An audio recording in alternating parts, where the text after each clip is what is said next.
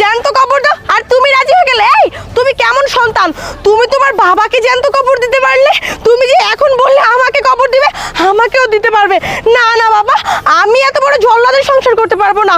তোমার মতন একটা হাজবেন্ড গেলে আমি 1000টা হাজবেন্ড পাবো। আমি এক্ষুনি চলে গেলাম।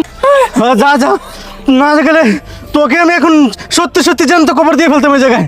বাবা বাবা, আমি সত্যি জল্লাদ।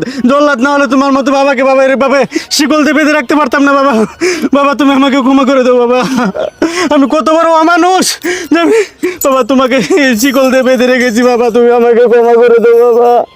তুমি যদি আমাকে ক্ষমা না করো, ওই আল্লাহ আমাকে ক্ষমা করবে না বাবা। ঠিক আছে নিজাম, আমি তোমাকে ক্ষমা করে দিলাম। বাবা যদি সন্তানকে ক্ষমা না করে তাহলে করবে কে বাবা? আমি তোমাকে ক্ষমা করে দিলাম। চলো বাবা, আজকে থেকে তুমি আমার সঙ্গে আমার বাসায় থাকবা। ওর ওই কালনাগিনীকে আমি দেখে নিবো বাবা।